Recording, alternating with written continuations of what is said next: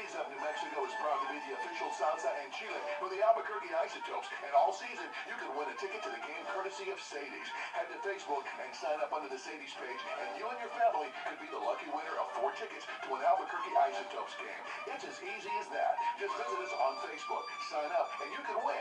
Sadie's of New Mexico, proud sponsor of the Albuquerque Isotopes.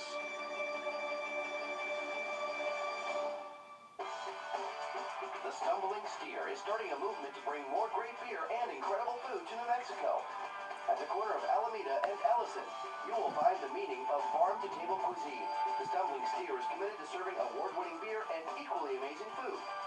So head to the corner of Alameda and Ellison today and try out the newest brewery and gastro pub at the Stumbling Steer.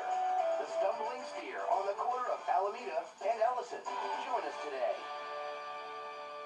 For friends and family coming to town, or to save on airport parking for your next trip out of town, choose the all-new Sheraton Albuquerque Airport Hotel. Ultra-quiet guest rooms, Sheraton suite sleeper beds, a club level with one of the best views in town, and more, with rates that can't be beat. The all-new Sheraton Albuquerque Airport Hotel has it all. Leaving town?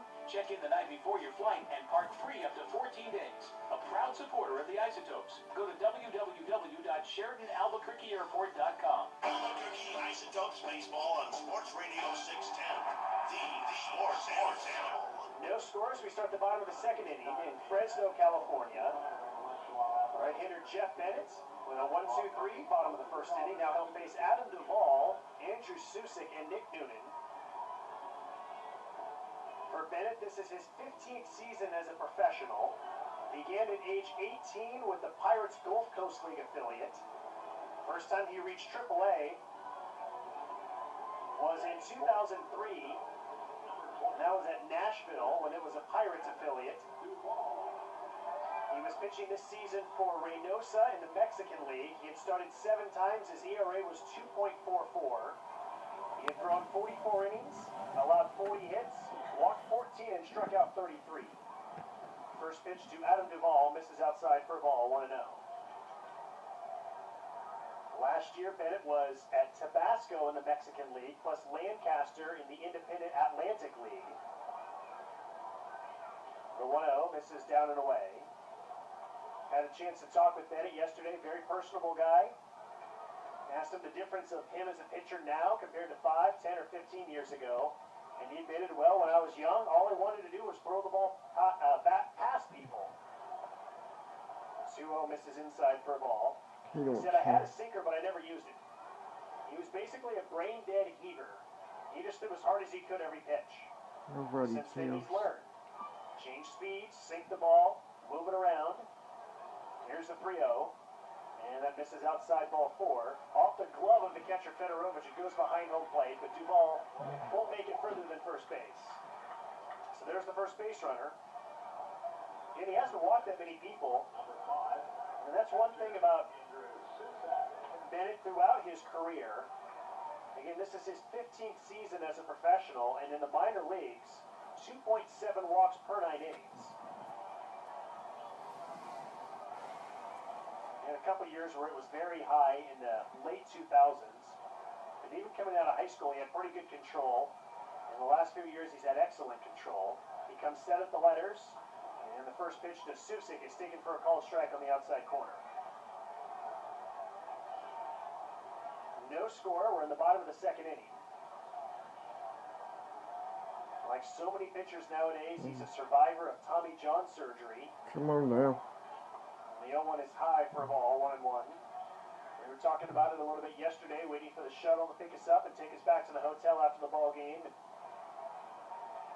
And it was teammates with former Isotope Peter Moylan. When Moylan blew out his arm, he recalled that it was a 101-mile-per-hour pitch, and he saw it happen. The 1-1, a liner foul into the crowd, a hot smash into the crowd.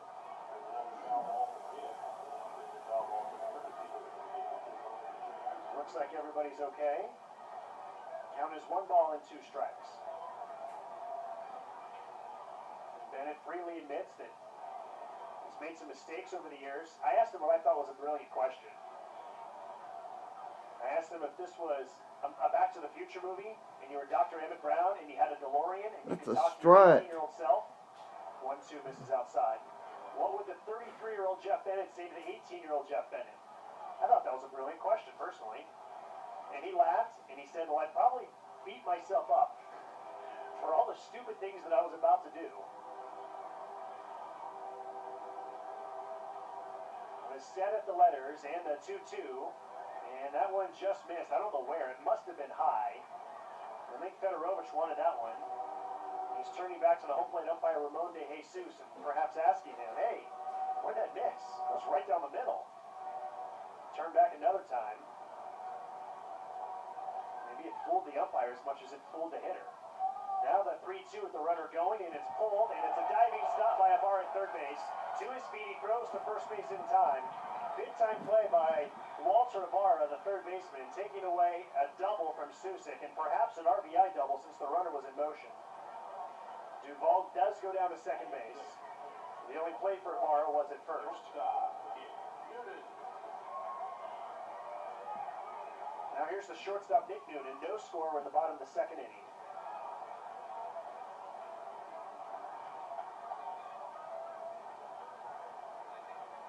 Noonan bats from the left side. Enters play hitting at 321.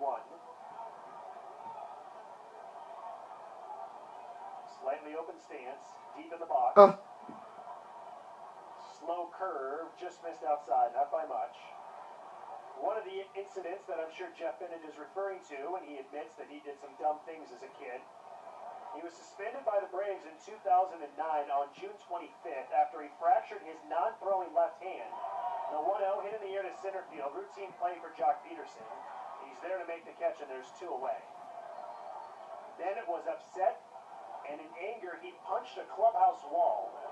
At least he was smart enough to use his non-throwing hand, his left hand.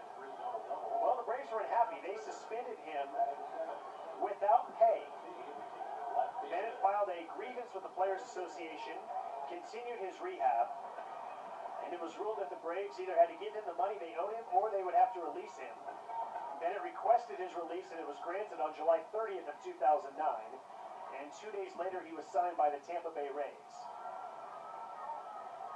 First pitch to Chris Dominguez is swung on and missed, 0-1. 2 outs, a runner at second base, no score. We're in the bottom of the second inning. That's actually something that we all learned in the movie Bull Durham, right? Very end scene, when Nuke gets called up, the 0-1 is low. Crash Davis is in a bar, and he's drunk, and he picks a fight with Nuke, and Nuke punches him, and Crash says, well, what hand did you hit me with? Did you hit me with your pitching hand, or did you hit me with your other hand? Crash says, you don't hit a drunk with your pitching hand. The 1-1 misses low inside for a ball. And indeed, Nuke had hit Crash with his non-pitching hand. And he said, okay, that's your final lesson. Now help me out. So we all learned that in Bull Durham. You don't punch someone with your pitching hand. You don't punch clubhouse walls with your pitching hand. 2-1 misses outside for a ball. Now I'm sure the teams would say, you never punch anybody with either hand. You don't punch drunks, you don't punch teammates, you don't punch clubhouse walls with any hand. But if you do, make sure it's not your pitching hand. The 3-1 is chopped foul. It's going to roll toward the Albuquerque dugout on the third base side. Count is full, 3-2. Bennett was teammates with Isotopes reliever Sam Demmel at AAA Reno back in 2011. I got all kinds of notes about Bennett. Fun guy to research about his career and all the different stops that he's been at. Here's a 3-2, and that's a ground ball in the hole, and runs up the arm of Treenfield. He keeps it in front, throws to third, and out at third base is Duvall, who took the turn too wide, and a heads-up play by Treenfield to go to Ibarra, and that'll do it for the Grizzlies here in the second inning.